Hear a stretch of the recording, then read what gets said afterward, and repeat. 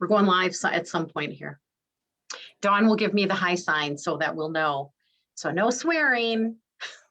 Mine already says meeting is now streaming live on Facebook. Oh, there you go. Did you hear me say no swearing? I'm going to choose to ignore that. I will be on my best behavior. Oh, I hope so.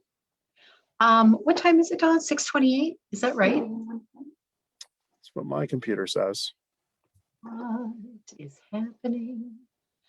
So there's a delay so that when we start talking, Dawn is going to hear 2 minutes ago. So she'll hear the no swearing. She'll hear that. I just want to make sure we legitimately go live. She says we still have a minute to go. And I've lost my screen. There you are. Okay. So we can just kind of chitter chatter because that's what, we'll be behind whatever. I think what's happening is this whole idea of building wealth through real estate. What made me think that we should do this, Brian, is that I keep seeing ads about how you can flip homes using other people's money if you just buy this person's special system. And I get so mad when I see those because to me, it is not relevant. And if you want to build wealth through real estate, it doesn't cost you anything to talk to a really good commercial agent. Am I right? Absolutely right. In fact, I've gone to one of those seminars before. And it kind of turned into one of those high pressure sales pitches, and they want you to invest a lot of money up front to get literature, these investing guides. And on top of that, they kind of sell that they're going to have coaches that you can call and people that'll be available to answer all your questions. But our advice, I think we're in line on this. Our advice is to just find somebody who knows how to do it in your local market, somebody who's an expert, and they can guide you through it. And you don't have to pay $2,000, $5,000, $10,000 to get some course and talk to somebody on the phone that's across the country and knows nothing about your local market. Yeah, I agree. I think it's a bunch of hooey, to be honest. And, it's pretty fun. Like those people from HGTV were making the rounds about a year ago, teaching people how to flip homes. Well, you don't have to flip homes to build wealth in real estate. I think that's the first thing we have to get out there and tell people. You don't have to flip homes. You don't. And not everybody's good at it. And quite frankly, I'm just going to put this out there. Not all of y'all are good at it. Okay. Now I'm saying that with love. It comes from a good place. You're spending money and time and energy. And and some of you just don't have the stomach for it because you know what happens when buyers come through and they're like, well, why didn't they do this? And why did they pick that? And what about this? And I would have picked something else. You just can't believe the stuff we hear. Right, Brian? I agree. It's really helpful if you're going to flip homes. It's really helpful to have experience in the trades, to know what you're doing, to be able to save some money on the contractor fees and all that stuff. And there's nothing against contractors, but it throws off the economics if you're going to be hiring a contractor to do the work for you, and it just makes your potential for profit margin much leaner, right? You just have less probability that you're going to come out way ahead on a flip if you have to pay the contractor and all that stuff through the process. So flipping is not for everybody. I'm not a particularly handy person myself. So I own properties and I can, kind of do some hacks myself and try and figure some things out. And once in a while I'm successful, but you can mow the lawn, shovel the snow, paint a room. I fixed a switch once, there's a few change things. Light bulbs. Yes, change light bulbs. There's a few things, but I would not want to do a flip and rehab a home. That's not my thing. And I it's just not for everybody. Let's say that. Yep. But there are other ways that you can make money in real estate, buy and hold investing. Yes, I think we're going to talk a lot about multifamily investing tonight. we are. So that is We are. one way to build long-term wealth. So that's another thing, flipping is kind of a transactional thing. It's a one-time shot. You buy a house, you fix it up, you've spent X amount of dollars, and hopefully you sell it for X plus Y, and that Y is your profit margin, and you take that home. Yep. If you're a investor who does a buy and you're doing buy and hold, you're holding things for long term, that can add like long-term generational wealth. So not only are you getting cash flow ongoing on a month-to-month basis, but down the road you may have paid off your mortgage and you might increase your cash flow that way by having it paid off. You're not paying the bank anymore. And you can also experience hopefully some appreciation on the value of the asset. So, housing market is strong. So, if Absolutely. in the Madison area, we're getting an average of 4 to 5% appreciation per year. So if you have a long-term hold and you're realizing 4 to 5% appreciation on something, can really add up to wealth, wealth building. It can. So I'm gonna go zippity zip back to the beginning because I skipped right over saying welcome everybody to the Real Estate Roundtable. We are talking about creating wealth through real estate, and we're specifically going to talk about maybe some terms that you should know or how to start looking and qualifying commercial properties or multifamily properties. Joining me tonight is the magnificent and wonderful Brian Connie, who is one of our commercial realtors. He's out of our Westtown office. And if you missed the very beginning, one of the things that we talked about was, the reason why I got inspired to do this show, seeing people charge you money to learn how to flip homes using other people's money, which is nonsense. Okay. You're going to pay. Nothing is free, and don't pay that person $150 or whatever their program is when you can have a free conversation with a great agent like me or Brian. Brian is a better one. So I want to kick this off, and I always ask my guests 2 questions. Brian, are you ready for these? Sure, shoot. I gave you a little preview. What did you want to be when you were growing up? I love that question. What did little Brian want to be? So besides, a professional baseball player or a professional golfer, I always had kind of an aptitude in math and science. And I think I was just sort of steered that way. So my degree is in engineering. So I have a chemical engineering degree. That's what I went to school for. And I thought I would be able to use, math and science and all that good stuff. And when you're in high school, you think about things like what's the job market for engineers, and there was always positive reinforcement that I got there. So that's kind of what I thought, kind of going through high school. Yeah. Nice. So Brian, what was your first real job, the one that paid bills, even if you were in college at the time? What was your first job?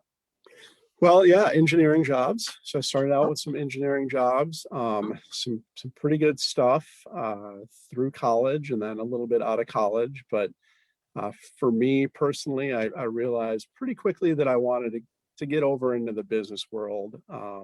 So after engineering, I got into business and sales, and then further down the road, I started kind of accidentally investing in real estate. And when I kind of developed through that and owned a couple more properties, I decided, well, maybe I'll just make this my job.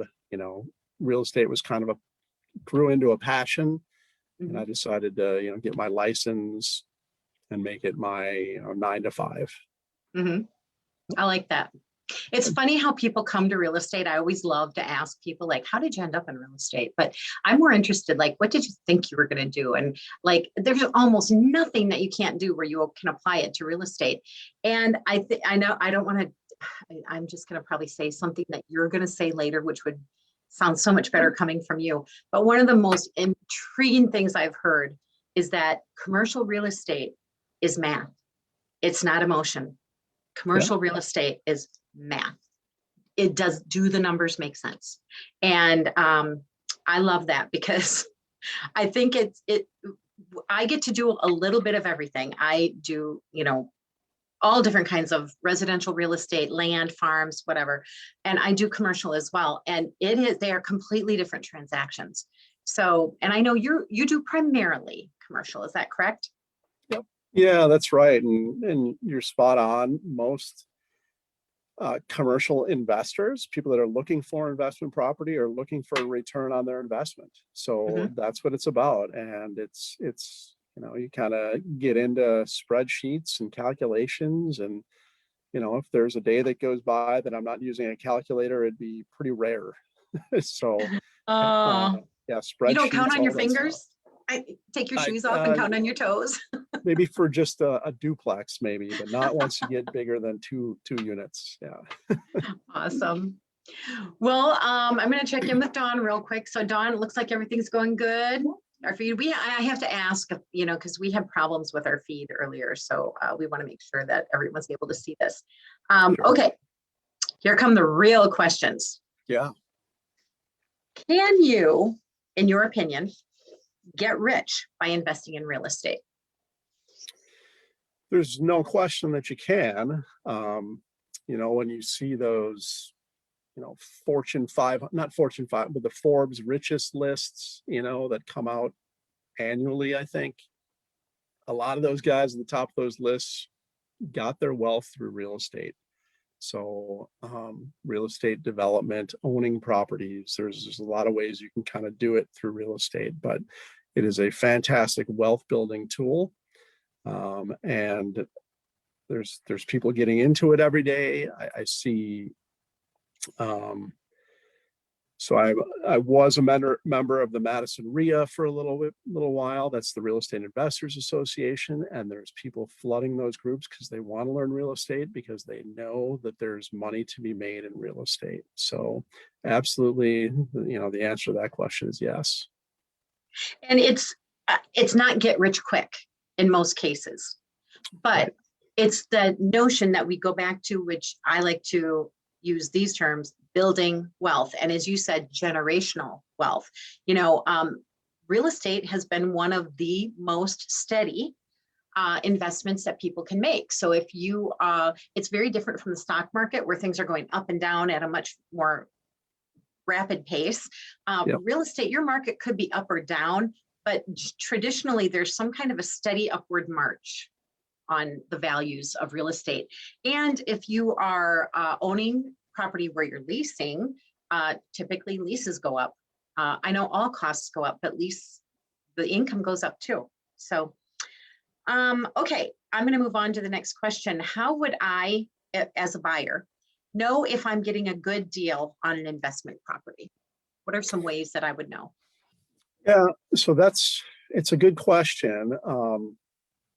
And I think that would kind of start with thinking about what your personal goals are for investing in real estate. So people have different reasons for investing in real estate. Some, like we talked about with flipping, some are just trying to make a check. They just want Right. to earn, say, $10,000, to use a random number, with a flip. So if some people are looking for that, some people are looking for long-term growth, some people are looking just to cash flow. They want to buy in a neighborhood that they love, that they know will appreciate in the long term, but they might be willing to pay a little more as long as they don't have to infuse a bunch of cash into that particular property, knowing that they're going to get the long-term appreciation out of that property. So knowing if you're going to get a good deal, you need to know what your goals are.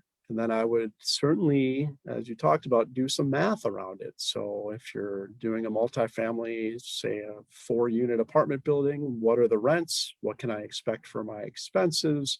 What are the taxes? Am I going to have to replace a furnace? Am I going to have to redo the roof? So kind of, do your due diligence, do your math, put it on a spreadsheet, get into the weeds with the numbers, and usually you'll be happy that you did, and you won't have a lot of those financial surprises once you actually purchase a property. Can you share, you were showing me some metrics, some, some, different ways that people could qualify financially, if this property made sense or not. Would you want to share those? Do you want to Yeah, show I've, those I've now? got the slides. Yep. So I'm just going to share my screen. I thought these were genius. This is a kind of, and people, this is being recorded too, so you don't have to write any notes down because you'll be able to watch it again. So Nancy, can you see that's the PowerPoint there? Not yet. Are you sharing? I'm trying. Let's see. Hmm. Here, let me go back to I'm going to try and share again. Oh, yep. I just love that tech. Oh, something's happening.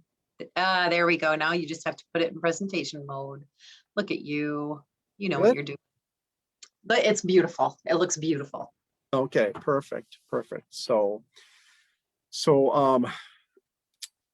I built these slides just to talk about some I guess you could say standard metrics that Okay. investors use. There's 4 here that I'm going to walk through, and you can see them on the screen, hopefully. The first is gross rent multiplier. So this is a common and pretty quick calculation that you can do to qualify investments to see if it's worthy of further analysis, digging in a little deeper into the numbers. A very common cap rate is a very common metric that commercial investors use. It's a good way to compare across properties to see what would be a better, in this case, cap rate, so a better investment. The third one there, C, is cash on cash return on investment, or ROI. So this is a good thing to use when you're comparing a piece of real estate or real estate investment to other investment vehicles like a stock or an annuity or mutual fund.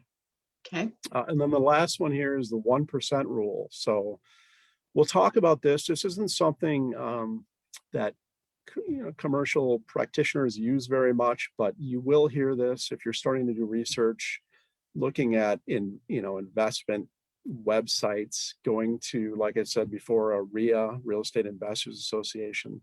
People will talk about the 1% rule. So I'll explain that and what that means. Okay. Awesome. Okay. All right. So let's get into it. The first one is gross rent multiplier. So without getting too much in the weeds and the math, people don't love math like I do. But gross rent multiplier is really just the price that you pay for a property divided by the annual gross rents. So in the case of a gross rent multiplier, you want a lower number as an investor. So the lower, the better.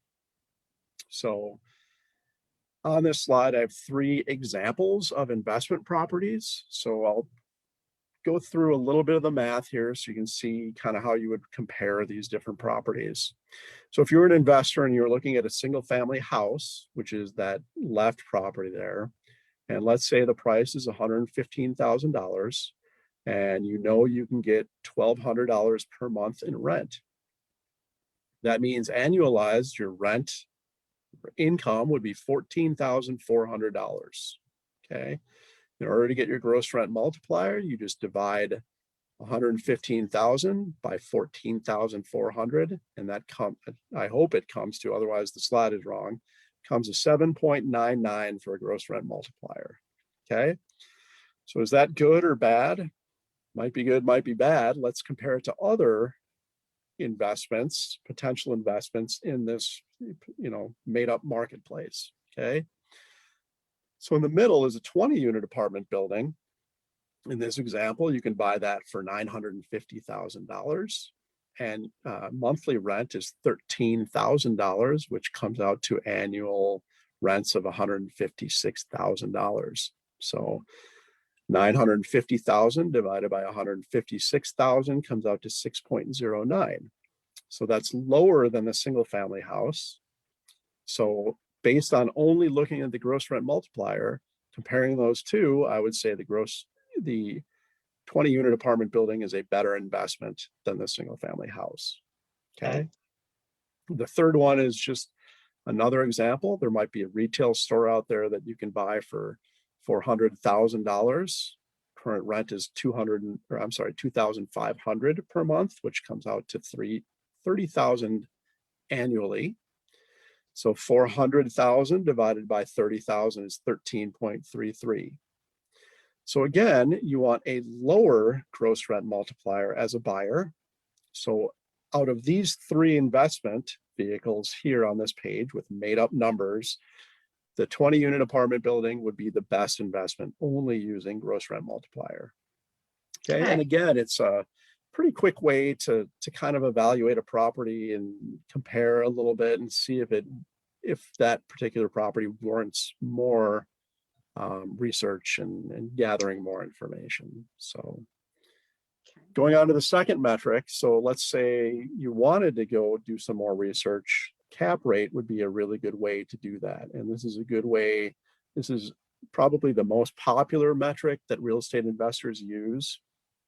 It's a good way to compare properties against each other, similar to the gross rent multiplier, but this uses more data, more inputs in order to get your result or the cap rate. So simply, the cap rate is your net operating income over your asset value. So we'll go through some of this detail, but higher cap rates is a better investment. So gross rent multiplier, you want a lower number. Cap rate, you want a higher number. Cap rate also takes into account your expenses, which are a very important part of the equation. So on the slide before, we talked about your gross rents. You have to subtract out your expenses. So taxes, utilities, repairs, reserves for CapEx, vacancy, all that stuff you would put into this equation in order to get your NOI. So your income minus your expenses to get your net operating income, and then divide that by your price to get your cap rate. Okay. So I won't go through all three of these, but on this slide, again, you can see the cap rate comparison at the bottom. The 20 unit apartment building in this example is the best investment based on cap rate because it's got the highest cap rate at 8.2%. Okay. Should I pause there, Nancy? Any questions? No, I think, do we have any questions coming up? Not yet. No questions yet. You're doing good. Okay. Everybody's looking at this with like glazed over eyes and No, I think you're math. getting some thumbs up, and I'm myself sitting here wishing I had the equity to buy the 20 unit apartment building for 950,000. We'll go in together. All right. Okay. Okay. You can mow the lawn and shovel the snow. We can I can negotiate. Okay. Okay. Moving on to the next slide. So if you remember going through the questions, I said some investors might just want cash flow. That's all they care about out of their investment. So what's my percent cash flow going to be? And they might be thinking about it in terms of, should I invest in real estate or should I buy that annuity that my financial advisor says I should buy, right? Or should I invest in a mutual fund? So what's the yield on my cash investment is really what this gets to. So again, here, let's just look at the 20 unit apartment building, because in this example, it's also the best investment. But with the price being $950,000, oftentimes for a commercial property, a lender will ask for a 25% down payment. So that's what I used for this example here. For the 20 unit apartment building, your down payment would be 25% of 950,000 or 237,500. Okay. When you look at the asset and the performance, you find out that the annual cash flow for this building is going to be 33,396. So what's your return on that $237,500 down payment? It's 14%. Okay. So you can compare that to a mutual fund that is going to promise you 20% or 10%, or an annuity is going to pay you, down the road, it's going to pay you 8% on your cash investment. So That's why I brought this metric into the presentation, so you can compare real estate to potential other investment vehicles. That's Okay. a good idea. Yes, that's a good idea. Okay, and then the last metric is the 1% rule. And again, this isn't widely used by experienced, well, it isn't generally used by experienced, investors that are looking for larger type properties. But you will hear this out there. And if you're starting to do research or watch blogs, listen to blogs, go on to real estate investing websites, you'll probably hear about the 1% rule. Okay. This is very simply looking at your gross monthly rents and comparing that to the purchase price, so that the gross monthly rents exceed 1% of this purchase price.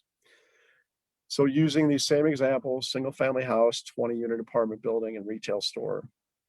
The single family house at 115,000 would qualify for the 1% rule as long as you can get approximately $1,200 per month in rent. So is $1,200 per month greater than 1% of 115,000? Yes, it's greater than 115,000, slightly, just a bit over.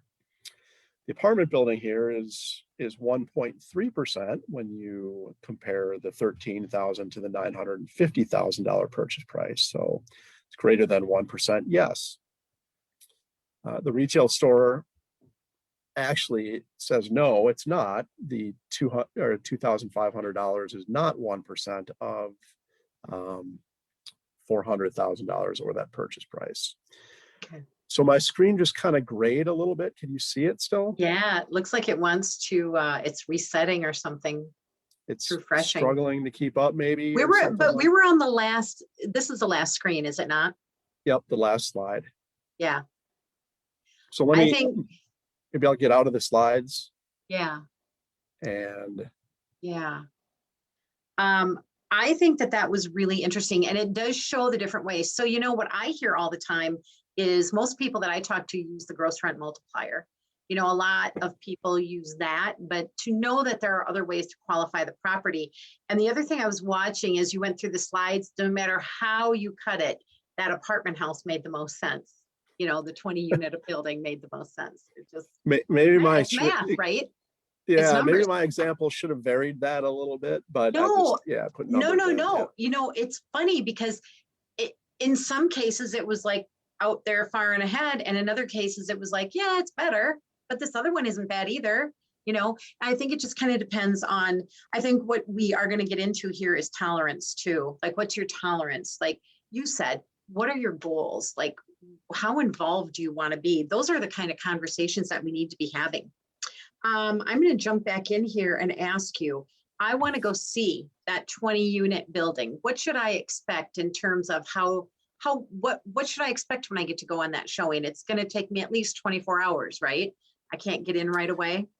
Yeah. So most of the time a listing agent or a seller, or I guess ultimately tenants, are going to require 24 hours notice. So that's not just a made up rule or anything like that. Oftentimes that's written into the leases that the owner or landlord has with a tenant. You're not allowed to show my property without proper notice. So, right. So yes, you should expect to at least give 24 hours. Sometimes a landlord will say, hey, let's do 48 hours because, this tenant works nights and that tenant, has little kids and, or for whatever reason, they just might want to have more leniency or be more accommodating to their tenants. So yeah, maybe I'll take this opportunity to, remember, if you're thinking of buying real estate, you would have a vested interest in a real estate transaction, right? As a buyer. The seller would have a vested interest in a real estate transaction as a seller. Realtors have a vested interest because they're trying to create transactions. The only people that don't really have a vested interest are tenants, right? So you really should try to be courteous, be thoughtful about, hey, I'm going into somebody's home, and try and be as respectful as possible, not only with advance notice for tenants, but also take off your shoes, don't touch things, don't move things around, things like that, because really they're just kind of innocent bystanders who have no choice but to allow their landlord to show their Right. home. So, Would you, in a property that big, first showings, in my experience, first showings are typically limited to a few of the units, just to give you a taste of what the condition is. that's Is that exactly right? right. So most of the time, I'd say a majority of the time, you'll be allowed to see one unit. Okay. If if I'm the listing agent and there are varying sizes or layouts, like there's several 1 bedrooms and several 2 bedrooms, I might try and be able to see 1 bedroom, a single 1 bedroom and a single 2 bedroom to give the buyer kind of a flavor for the property. Okay. But you should expect to not see all the units, Okay. especially larger properties. That'd be something you could do and you should do with an accepted offer. So once you have an offer, you would not only have an inspection contingency, most likely, but you would also potentially have a contingency on just viewing the other units that you haven't had a chance to see before, as a buyer, you would invest in an inspection. Yeah. So, yep. And that is important as well. Yes. Here's a good one. What is the best way to prepare myself as a landlord for property management? In other words, what happens after the sale? Yeah. Well, I think for one, you should decide whether you're going to manage the property yourself or you're going to hire a property manager. So there's a lot of factors that go into that, right? So one is, how handy are you? Do you want to be fixing toilets and light bulbs and shoveling and grass and all that stuff? Um, do you have time to do that stuff? Do you have a full-time job and this is just a kind of a side thing where you're trying to earn extra income or build future wealth? So do you have time to be managing that? But as far as preparing, let's say you're going to manage, you're buying a property, I'm going to self-manage it. I don't want to pay a management company to do that for me. I would start focusing on communication with your tenants, right? You want to build that rapport. You want to be there for them. Tenants are a really strong asset of any investment property. You want to retain good tenants. So you want to start the relationship, have a positive relationship with your tenants, be reactive. So if they call you with an issue, you want to, show them, hey, I'm going to get that fixed. Because when their lease comes up next, you want them to renew, so that you don't have to go out and advertise and spend money to flip the unit and all that stuff. So communication is very important. Systems are good. Something, once you get more than, a unit or two or a building or two, you want to kind of have worked out your systems, your forms, your lease, your notices, all that kind of stuff. But build templates that you can use for your communications and your forms, your leases, etc. Cool. Okay. I like this. Here's one. How can a buyer be taken seriously by agents and owners of investment properties when they're searching?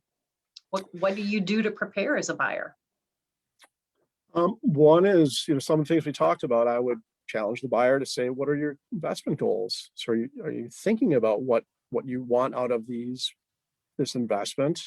And it helps a realtor like you or me, Nancy, to target the search, right? So Right. if you're looking for 1% rule, that's different than looking for something in a really established, mature neighborhood that they want really, good appreciation over the long term versus that 1% rule. So I would recommend to potential buyers have thought about some of these things. What are your goals? Okay. But then also have thought about, okay, am I going to be putting money down? Have I talked to a lender? Similar to buying a residential property, are you, sort of, it's not really a pre-approval process for investment properties, but is do you have a lender that you'd like to work with that would fund this? Have you had those conversations with that lender about what your goals are and what you're trying to do? So those are a few things. Does it ever matter or weigh in what the buyer's portfolio of properties is? Is that ever a factor? It Like, can do you certainly help have, with lenders to give them a feeling of security that you know what you're doing, okay, right? So that is certainly part of whether or not they will qualify you or lend on a specific property. So have you done your research? Do you own other properties? Do you have experience doing this? And it'll kind of open up certain lenders to working with you to buy properties. Yeah, it certainly has an impact. Um, but also lenders will also look at, are you willing to put skin in the game, right? So do you have an investment? Do you have money to put down? And are you committed to this? And then oftentimes they'll go back to their metrics that they have to use to qualify that property and the income. got it. What would, in your experience, what are some common mistakes buyers of investment properties make? In Yeah, I would say just go in knowing what your potential costs will be. Um, we talked a little bit about property management. So are you prepared to take, potentially late night calls about a toilet backing up or a tenant locking themselves out of their apartment? Are you willing to do that? Have you thought about that? Is your wife going to be okay with that, or your husband or your kids? How is that going to affect your lifestyle? So I would say have thought about those things. One other thing that some people might not be thinking about is they might just be thinking about securing the property with the down payment. Have some reserves in case you get surprised by a furnace that goes out before you've really accumulated that reserve fund. So be prepared with a little extra cash in your account in case something comes up that is unexpected. Um, and along those lines, have a reserve fund. So put money aside. Don't take your cash flow and go out and spend it right away. Keep it in an account so that you can build up that reserve in case something does happen. That's a bigger ticket item that you might need to dip into for that. right. Okay, that's good advice. Thanks. So stumbling blocks, other than, kind of being prepared. I think on my end, what I see is people with big dreams and no plans. Yeah. And you know what? I have a lot of dreams too. There's a lot of things I would like to do in my own community, but it all takes plans and it takes the right people and it takes the right amount of money down. How would a person, do you recommend that someone get into an investment club? Is that a good idea? What are your Yeah, thoughts? I would say knowledge is always good. So there are investment clubs that teach really good stuff. They'll teach you a lot about how to um, do the math. They'll Yeah, teach you about the calculations that you should be doing and stuff. And I think, and realtors can do that too. I think the benefit of an investor association or an investors club is that there's other people that are probably doing the exact same thing as you. So right. you'd have people to bounce ideas off of. Sure. Sometimes that can lead to networking. Like this person is really good at this aspect of property management. This person is really good at the math, and this person is really good at the marketing for tenants and stuff. So sometimes those things can lead to partnerships or joint ventures too. So it's always good. I would always recommend that people educate themselves and talk about real estate with other people that are, I guess, like-minded and thinking about investing in real estate. Awesome. Dawn, I'm going to check in with you. We're good. We're good. You're laying down so much knowledge and it's so easy for people to take in that they don't have any questions yet. But I'll tell you what, as I said, the thing that I think this is, people think that you have to have a lot of money to invest in real estate, and it does take money to start. But you know what else? It took money to start investing in an IRA, and some of those other stocks and bonds. And you started and you got yourself built up until you could get to the point where you could go play with the big boys. So Yep. real estate is the same way. And I do know there's a lot of partnerships. We deal with a lot of people who partner together.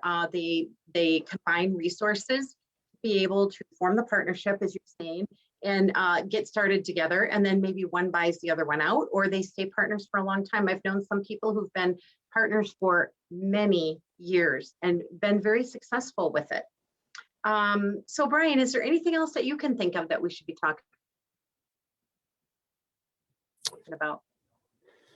No, I think your last point is a good one. There are people that are able to get into real estate with, not having 25% to put down. I would say once you get into into the larger properties, you're probably going to be talking about, 20 to 25% down. Right. If you're very well qualified, probably 20 is okay, kind of thing. But there are ways to get in.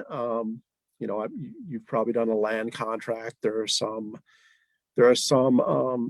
owners that wouldn't mind holding the debt or holding the note on the property in order to get out of it. And you could potentially, I guess the simplest way to explain a land contract is that the seller is basically the bank.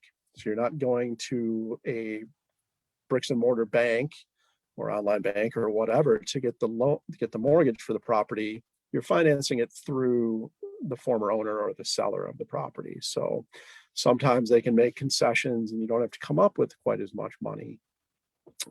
But also your comment about partnerships, yeah, you can pool money together. So you go together with a few other people that are kind of in the same boat. You pool your money together. I've certainly seen people, usually turns out to be younger people that are hungrier. They'll do a lot of the legwork in exchange for somebody who has cash reserves investing those, that money into the property. But the agreement is I'll put the money in, but you have to do all the repairs and the management and go fix the toilets and all that stuff. Right. So there are agreements like that happening all the time. Mm-hmm.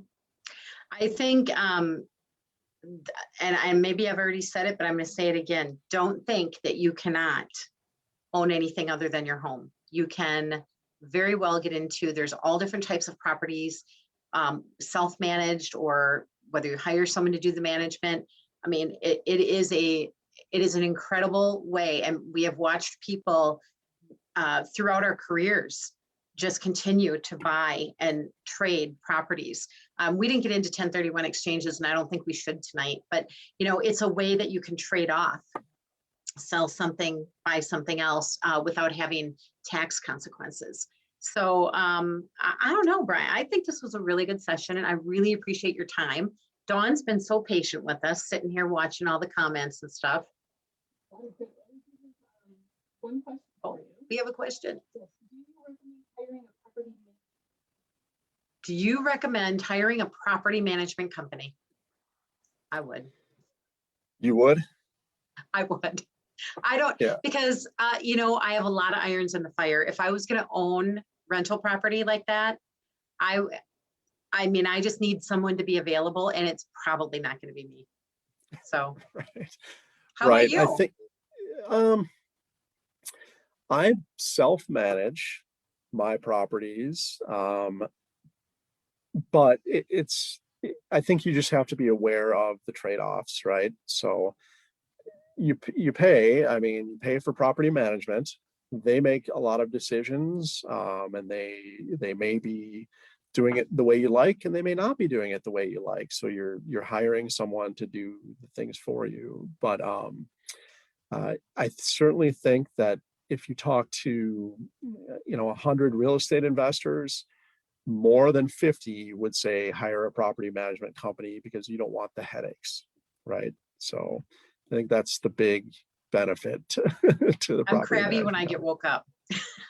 Right, exactly. You don't want You don't that want to late night call me call. at 3 in the morning and be like, I can't get in my apartment, because I'll be like, I'll see you at 7. That's right. More like 10. I Yeah. get my Go back to- coffee and Go yeah. back to sleep. Yeah. Right. No, I think that's a good point. And I'm not surprised to hear that number. I oftentimes get calls from people who own property who are looking for property managers, and they're few and far between. You know, you've really got to look to find them. But when you do, like, they have those systems that you were talking about, Brian.